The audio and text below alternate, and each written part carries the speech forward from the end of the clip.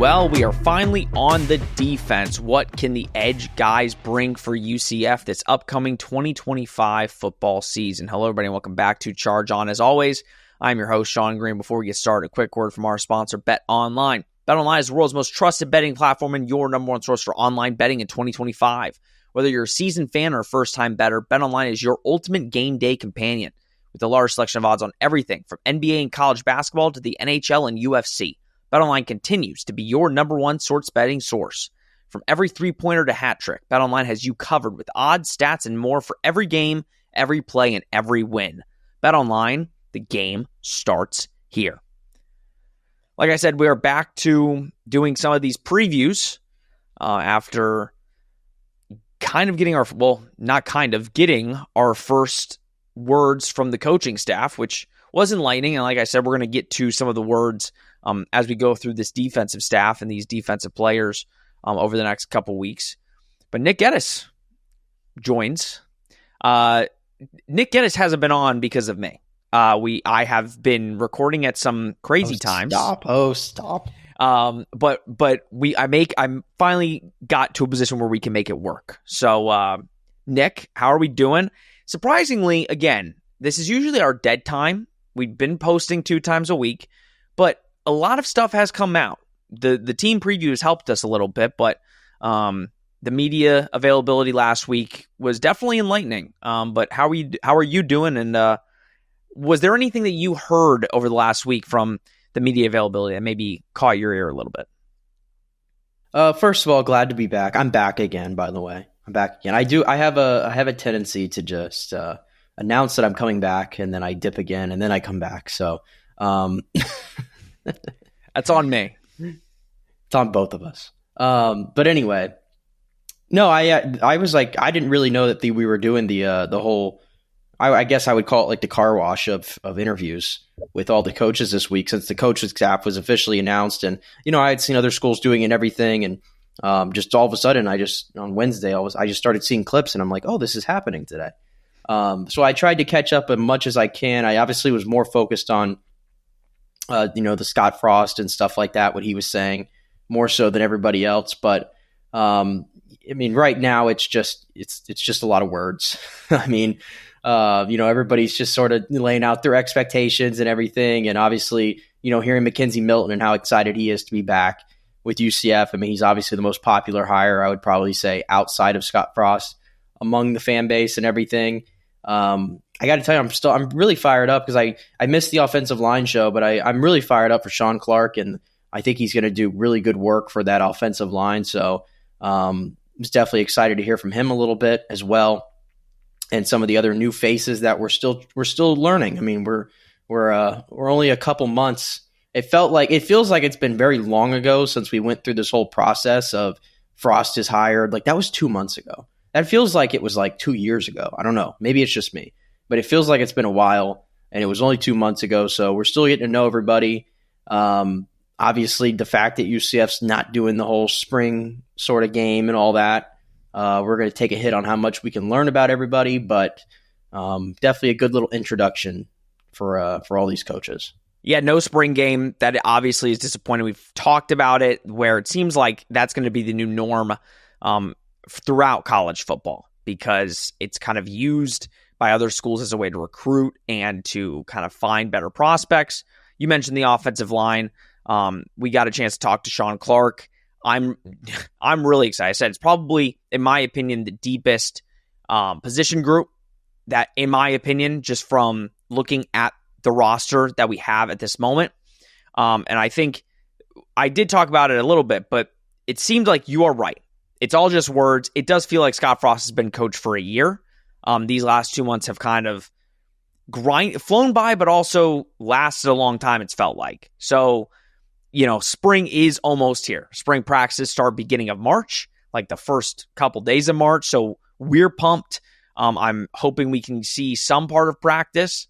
I was going to say also, let me mention too, I thought that during this little period with not much football and everything I thought we would be like, all like, yay, our basketball team. And It felt like for a little bit. Let's not talk about that. Just making a quick comment on that one, because it felt like we were going to be all in on basketball and everything. And for like a little bit, it looked like we were all there. UCF was in the last 4 in, or they were in the first 4 out and everything. And then 6-game losing streak later, UCF will not be playing. And let me just make a bold prediction. They will not be playing in the tournament this year. So, let's get some clear here.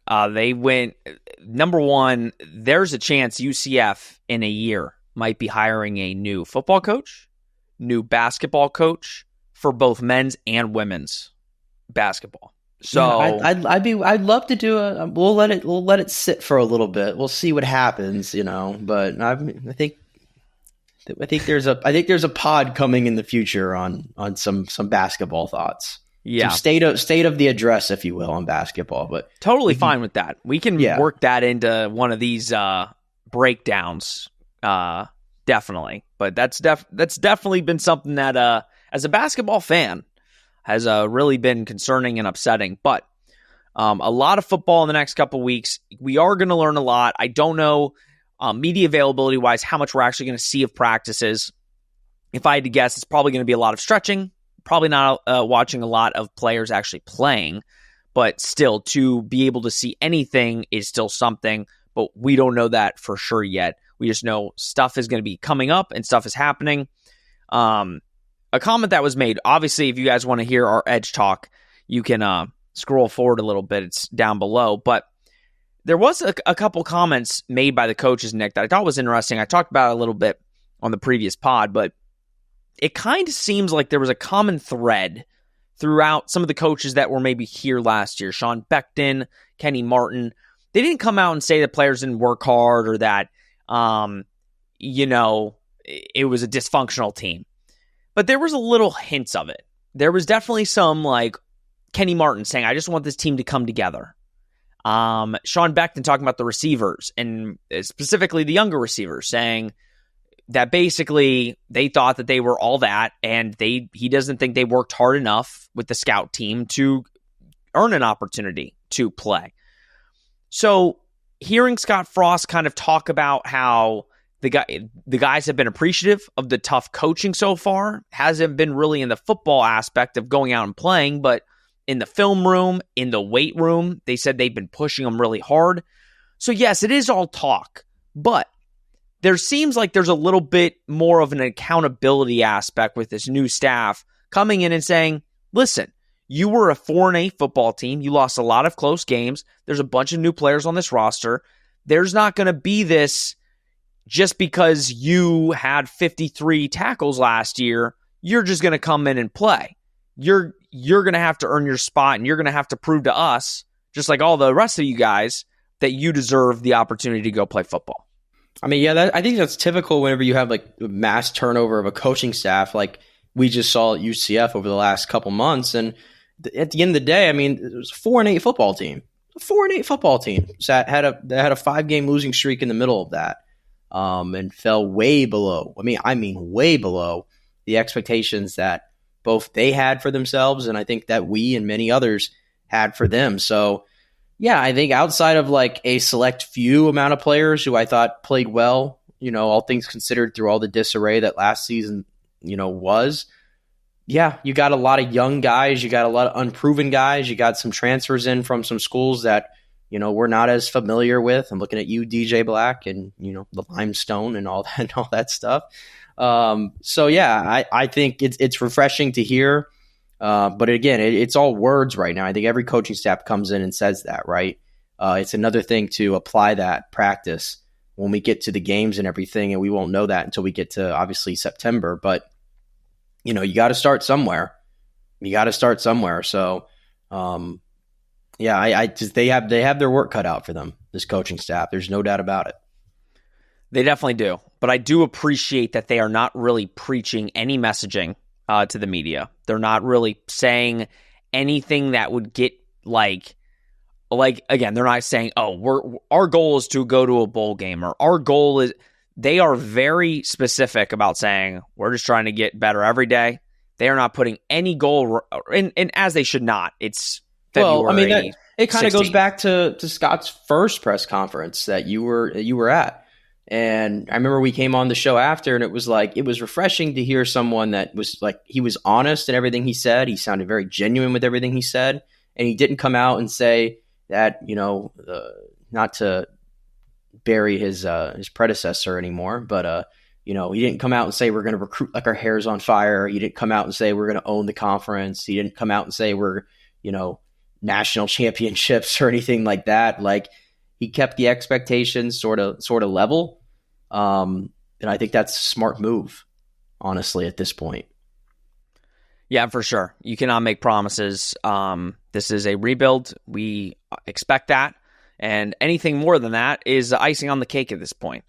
But let's kind of get into what this episode is all about. And I've honestly been looking forward to this one. This and linebackers are kind of my two really position groups I look forward to talking about. But we're talking edge today. And new edge coach, Mike Dawson, obviously comes in, was with UCF in 2016, 2017. He's taking over that group now. I think he's the run game coordinator as well. So again, big opportunity for Mike Dawson to kind of take over this room and to help Scott Frost and Alex Grinch on the defensive staff. But this room's interesting, Nick. Not a lot of guys. Obviously, it's an edge room, and they're on the defensive line, and I think they're going to move them around. But there's a lot of... This is like the one position group where you basically know everybody already. And you add one transfer that we'll get to, Sincere Edwards. We've already talked about him on one of the pods. But this is a group that we know everybody in the room. And I think there were some highs last year. There were some lows. But overall, before we get into individually each of them, what did you think of the edges as a whole last year?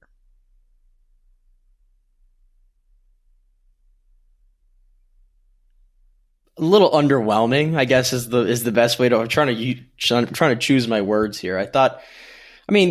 Remember, I had to ask you before we started, because again, I've tried to block out so much of last season, but it's not lost on me that through 4 games last year, it felt like they had one sack.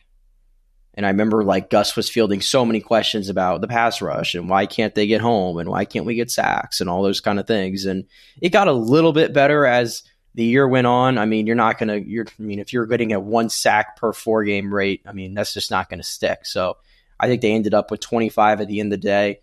But you didn't get really that sustained pressure, I think, that you wanted ideally from this UCF front last year. I think we talked a lot about like Malachi going into the season. We were so pumped up about because of what he had showed the year prior in more of a sheltered role. And now it's like, okay, you're the guy.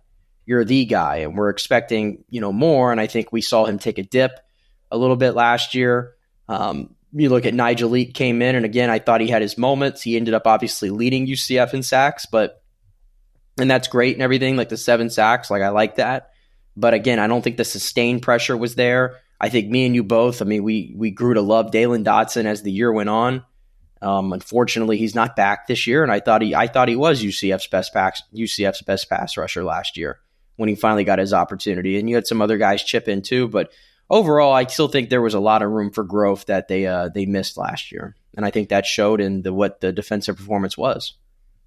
100%, and I think one of my big problems, and I think we were up in the press box, and we would obviously constantly talk.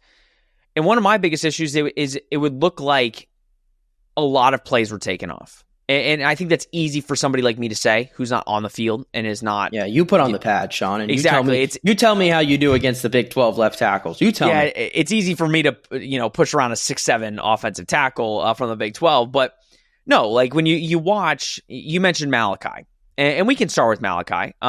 In 2023, he was, I don't think it's without a doubt, but I think your favorite defensive player that year. Was backing up Josh Seliskar, who was also our favorite from the year before. And I kind of kept mentioning that it seems like this is now a routine where the starting edge kind of has a down year and the backup overperforms. And you're like, well, that's the guy next year. Right. Well, guess what? Then that guy gets the role and takes a major dip. And this year was Malachi Lawrence. He had 15 tackles, for 12 solo tackles, 5 sacks, and 1 forced fumble. Sacks are great. He had 5 sacks. That's great. And he led the team in pressures. But when you watch him, there was never a time for most of the year where you're watching Malachi Lawrence and we're like, he's dominating. It kind of just looked like, especially with a lot of the sacks, it was hard for UCF to get pressure, especially on the edge. But it was, I think, a disappointing watch, Nick, when you're watching a guy that we both love in Malachi Lawrence. He's been a great teammate, great person, great human, great football career at UCF so far. But last year just looked like he was a step slower than last year. Is it just, again, that we're getting to the point where you move guys like that up to starter level snaps and the productivity takes a little bit of a dip? Is it just that? I mean, I want to hope that it is, but I mean, the numbers, and I'll get into the numbers here in a second. The numbers are one thing, but I feel like you said, we were there for every single game up in the press box and we were watching it. I feel like there were many times where we would watch and go, Malachi is just kind of quiet right now. And I just felt in general throughout the season, like he would have certain moments where I would go, yeah, that's the Malachi we know, but it just not consistent enough. I feel like I didn't see 51 really make too many splash plays last year like I feel like he's capable of. And I went and compared the numbers. And if you look at 2024 this season, and this is from PFF, he led UCF in pressures with 28, okay, for a 16.7% win rate, and that's on 278 pass rushing snaps, okay? That was his numbers this year. In 2023, he had 180 pass rushing snaps, so he had about 100 less from the year prior.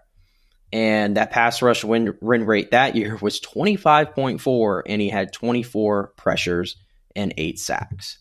So, yeah, there was a lot more production there with a lot less playing time from one year to the next. And then I don't know if it's like, this year, now you're the guy. Now defenses are starting to clue in on you a little bit. You're playing a little bit more, conditioning levels and stuff like that. I don't know. But yeah, I think just bottom line, I think we were expecting Malachi to take a next step this past season, and I feel like we took a little bit of a step back ultimately. And I feel like the numbers and I think the eye test as well sort of bear that out. Yeah, and I think, look, he definitely played a lot more. He was the starter out there, but it wasn't just with him. But we knew Malachi. We knew he was primed and ready for that big spot. And unfortunately, if you go look at the best edge rushers in the country, yes, they are keyed on every week, but they still find ways to be disruptive and to make the defense pay from time to time. It just seemed like Malachi wasn't necessarily 100% ready for kind of that spotlight, and teams did clue in on him, and he didn't make as much of an impact. But I also think it's the amount of snaps. I think UCF could have handled that better. I think the defensive staff could have handled it better. And I don't particularly think, because again, pass rushing is just one part of being, sort of an edge rusher, and how good do you stop the run? And you look at the numbers, and again, he graded out among UCF's lowest graded defenders against the run last year. So he wasn't exactly setting the edge as good as you probably wanted him to either. So that's what I'm saying. I feel like it just in general, it's just a complete step back. Yeah. Well, let's go to the other starting edge, Nyjalik Kelly, obviously transfer from Miami. Had a good year. He was by far and away UCF's best player on the edge. 53 total tackles, 5.5 sacks. Check that for me. I think it's 5.5, but I might be wrong on that. 3 forced fumbles. Had a great year. I'm going to be negative a little bit, okay. Which I know, I don't like to be negative, but sometimes it comes out. Listen, he entered the transfer portal, ended up coming back. I'm sure Kingdom NIL gave him a nice little deal. Obviously, edge is a prime position in football in general, but obviously in college football.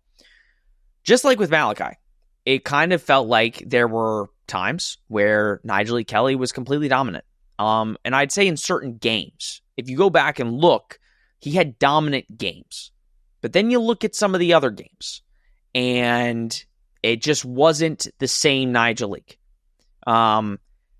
When I give Nick the floor, I'll look up the games. But if you watch the tape, we always say stats are one thing, tape is another.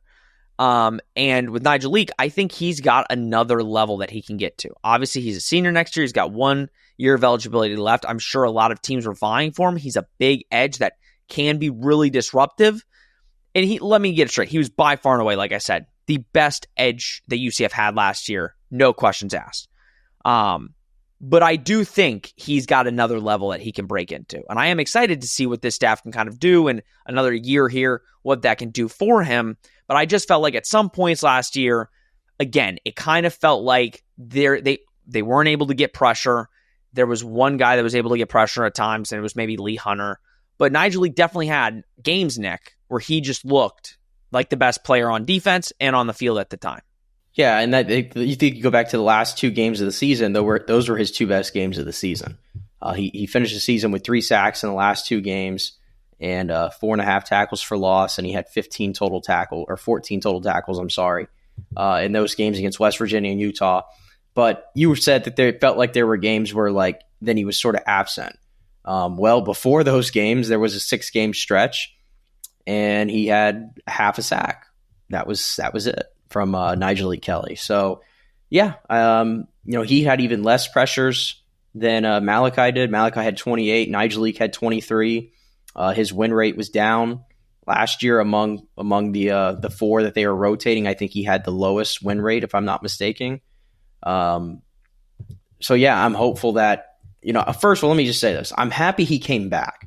Okay, I don't want that to get lost here because at the end of the day, he's a guy who's got experience, playing at this level, at 2 stops, Miami and UCF, and you need some sort of proven player in there. And I think he did some really good things well. I thought he was much better than Malachi was defending the run. He actually graded out really high in that category last year. So I still think he does some really good things well. I don't think maybe is he a true number 1 edge rusher necessarily? I probably would say no. He's more suited to be a 2.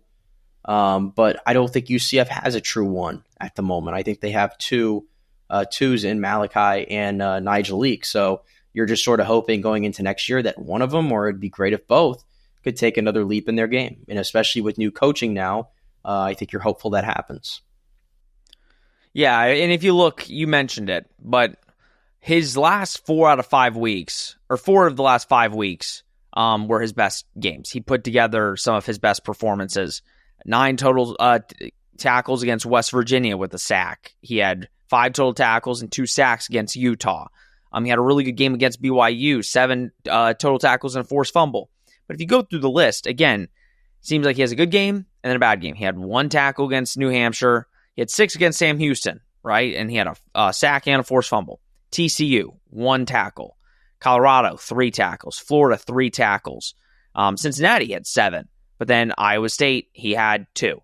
So it's kind of, again, the consistency, not just with Nyjalik. This isn't, going off on Nyjalik because, again, he was by far and away the best edge that UCF had last year. It's just there needs to be a little bit more consistency. If he's your best player on defense, on the defensive line, you can't have games where it's non-existent. Or if he's non-existent, it's because they're just sending 2 guys at him to try and stop him.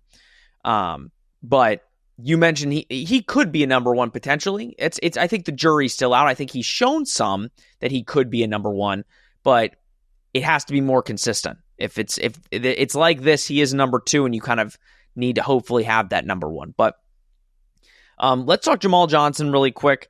I really like Jamaal Johnson. He doesn't get as many opportunities. He's been with the program for a long time. I think he has 2 years of eligibility left. It's hard because you have some young guys that, Jamaal was a young guy, young 3-star. He's kind of gone through the program, not really getting as many opportunities. When he got his opportunities last year, I thought he did good with it. But again, it's just higher upside guys sometimes get kind of catapulted over Jamaal. And that's kind of where it's college football sometimes. But did you have anything to say about Jamaal Johnson before we move on? Good dude to have in your program for sure. Good. I would probably call him, he's one of those rotational pieces that you bring in to sort of when, the 1 or the 2, needs to take a little bit off, and you throw in Jamaal in there and he can give you some quality reps from time to time. I feel like at this point, if there was going to be like some major jump from Jamaal, I feel like we probably would have seen more from it from now. But in terms of being a part of the room, being a rotational sort of pass rusher, I think I think that's the role he's going to settle into once again. Which I think, again, you mentioned it, really good rotational piece that if UCF would have lost, Room would have taken a hit, but it's a guy that can come in at any point and give you some quality snaps. Let's group these next two guys together because I think there's some conversation about Isaiah Nixon and Sincere Edwards. Obviously, two high upside guys. Isaiah Nixon was a 4-star. He's now a redshirt sophomore. Showed a lot. Like I said, it's the common thing for us now watching UCF games where we were huge fans of Josh Selskar, and then we were like, Malachi Lawrence is better. Now we watch Malachi Lawrence and we watch Isaiah Nixon, and we're like, Isaiah Nixon's that dude. He needs to be on the field more. And then you look at the one guy they added through the portal, which shows you what they think of the edge room, as Scott Frost said in his media availability, where some position groups they felt like they needed to add more and add more depth to. This clearly was not one of them. They added Sincere Edwards, and boy, was that an ad. So when you look at it, Nick, when you look at these two guys, what stands out? Obviously, there's a lot to love about Isaiah Nixon and what he showed in his short amount of snaps, but he showed a lot when he's on the field. And then getting Sincere Edwards to come, we've talked about him on this show, but to come back from Pitt, come home to Orlando, one of the best freshmen in the country last year. Yeah, starting with Isaiah, he was just one of those guys where I felt like at the beginning, especially towards the beginning of the year. Later in the year, I think Dalen sort of took over that role and obviously started, being a major factor in what UCF was doing on that side of the ball. But earlier in the season, I felt like ahead of Dalen, because they had Dalen playing interior, obviously, to help out with the loss of John Walker. And so Isaiah Nixon sort of had that spot as pass rusher 3. And every time he'd get in there, we'd be like, man, he's making plays. Like maybe he's not getting to the quarterback, but you could see that he's winning a lot, and he's getting some pressures and he's making some quality plays, and you could tell he's putting in a lot of effort. So Isaiah Nixon, again, coming back here for his junior season, I definitely think there's a lot of growth there. I'd like to see the playing time tick up a little bit more this year for him. I think Isaiah, again, I think he's certainly ahead of Jamaal Johnson in the pecking order, I would say. And I think hopefully he could eat into some of the snaps that Malachi and Nyjalik are going to demand too. And then Sincere Edwards, I mean, I'd have to really go through the whole transfer list and really say this, but just off the top of my head, I can't think of a more projecting here how much I think an impact he could have on your team. Obviously, he's a guy that UCF really wanted to land when he was initially a recruit, and he went to Pitt, and then he goes out and is a true freshman, and he plays a lot, and he plays really, really well. And so now he chooses to come back home to Orlando to play for you. I think he's going to play a big role in this defense this year. I'd have to go back and look at all the transfers to list him out, but I know for certain he's definitely one of those 2 or 3 that I think is going to come in day one, and I think he's going to be a high impact guy, and he's got at least 2 more years of eligibility left in him too. And I just think there's going to be continued growth. So these are 2 guys that I'm pretty excited about, and I think they're going to have a chance to really show something for them. Well, here's the good thing, because obviously with years of eligibility, we always get mixed up with the COVID and all this stuff. Both these guys have 3 years left. So in today's world of college football, to have 2 edge rushers that are projecting to be dudes, and to have each 3 years of eligibility, I think this, Nick, I think Isaiah, I was going to say, I feel like Isaiah has maybe a little bit more upside. I don't know. Sincere is a baller. I think you need to be able to, instead of what they did last year, and especially in Alex Grinch's defense where we know it's very aggressive and they're going to be running guys at the quarterback a lot, I think you're going to need to do it 2 in, 2 out, 2-3 plays, and then you're switching out. You need to get these guys on the field. It can't be the situation where it happened last year where you have your 2 starters and then the backups maybe see 1 to 2 snaps, and then they don't see the field for another 10, 15 minutes. It has to be where you get, if Malachi and Nyjalik go into your next season as the starters, which they don't have any starters yet. They made it very clear every time you mention any sort of player, they made it very clear. We have no idea what this player can do. We have not seen them on the field yet. We have no idea. But if you're just looking from the outside looking in and you're watching tape on these dudes, there is if they're not starting, they need to get on the field because they make plays for us. And like I said, in its Grinch defense, you need to keep guys fresh. And I think depth, especially at this position, is so crucial moving forward.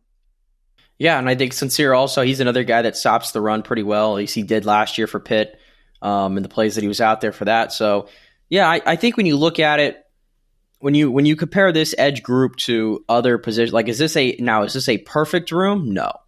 Does UCF have a perfect room anywhere? No. But I feel like when you go through all the position groups and you look at some of them, such as receiver sticks out, right? Where there's just so many, we still have no idea, right? What that's going to look like. Offensive line is going to have a lot of moving parts. We feel a little confident about what they have there and what they've added a little bit, but it's still going to be, 4 of the 5 offensive linemen are going to be new. I feel like, this group, we're talking 4 of the 5 essentially that make up this group, you already have had in your building for at least 1 year, all of them. And so you have some continuity, not necessarily with the coaching staff, but between each other. And you're not really having to sort of start over and have a bunch of uncertain, whether you think some of these guys' upsides is to a certain level or not. They have played, and I think, all of them have played well in certain circumstances. And you're just hoping for one of them to take the next leap, or hopefully 2, or all of them would be great. But I just feel like when you look at this room in general, I feel better about it compared to some other position groups today, because we have more data to go off of on these guys. And clearly the coaching staff felt that way as well, because if they felt like edge was a dire need to go get some edge rushers, they would have added a couple bit players more. But I think Sincere was Sincere was I don't know how hard they were chasing after him before he hit, obviously, he hits the portal and everything. And of course they were going to have interest in bringing him. If he doesn't hit the portal, do they still go after, another edge rusher? Maybe, maybe not. It seems to me like the fact when they got the assurance that Nyjalik was coming back, it's we can roll with Malachi and Nyjalik next year and be okay.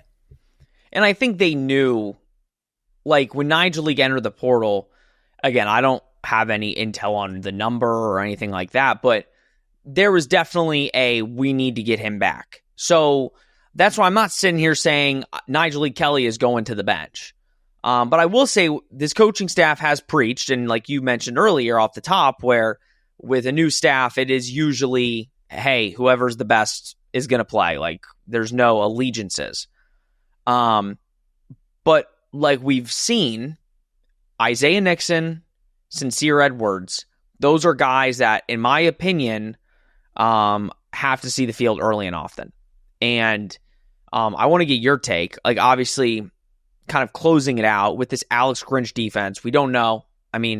I asked him if any of his philosophies have changed. I'll be honest, I didn't really get a concrete answer on that. Seems like it's all the same. He kind of started mentioning off his defensive stats, or aggregates, if you will. So I think he's going to run them. And I actually think, if you look at this group, I think the stats are going to improve because, I just think the aggressive nature is going to kind of take an uptick. I know Ted Roof was aggressive at times. They just couldn't get pressure. But what do you kind of foresee for this room? Do you think it's more of a similar thing that they do like last year, where you kind of have your starters and the bench gets trickled, or do you think it's going to be more split 50-50?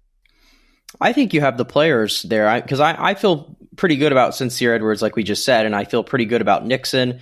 Johnson, again, he's a rotational piece. He might see between those 4, I think there's definitely no offense to Jamaal, but I think there's definitely a drop off to Jamaal from those 4 with the skill sets they can sort of provide.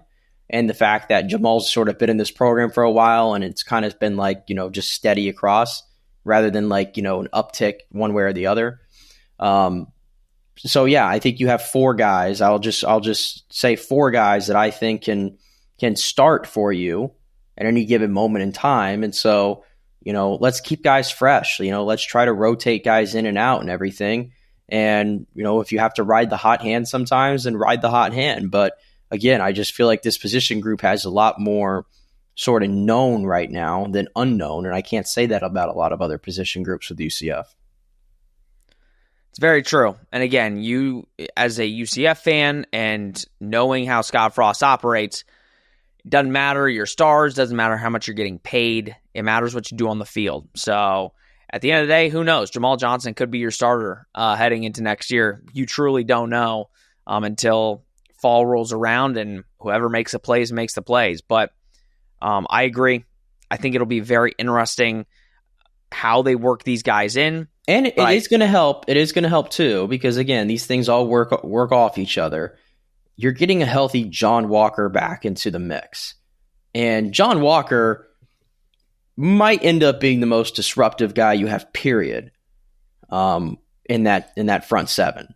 And so if you start having to account for him, I mean, theoretically that should open up things for your pass rushers. And so and you can in back and forth too, when in the case of pass rushers opening up things for John Walker, that should help as well. And I think maybe that's something that was missing last year too. Oh, trust me, I'm excited to talk defensive tackles. Kenny Martin, he's going to have those boys ready. We know that. Scott Frost loves some Kenny Martin, doesn't he? Oh, he does. And let's be real here. We weren't looking at UCF games last year saying the defensive tackles were the problem. Let's just say that. So I think I've said it and we've said it. Kenny Martin, keeping Kenny Martin on the staff might have been the best move this offseason for sure. Guys, let us know what you think about these guys. Again, I think this is a very interesting position group to talk about because it's guys that we all know. You don't really have to do much research into this group. We know all of the guys who can take that next step. Do you think they're going to go 50-50 split? Do you think they're going to kind of just start the guys that we know? What do you think? Let us know. Nick, any final thoughts before we close this one out? Final thoughts. Wait, I always ask you final thoughts. You should have had one. I don't really know if I have a final thought, to be honest. That's fine. You don't have to have a final thought. I just gave you my thoughts on the what's next. The linebackers. I really don't know. Next. I think we play that by ear now. Defensive tackles.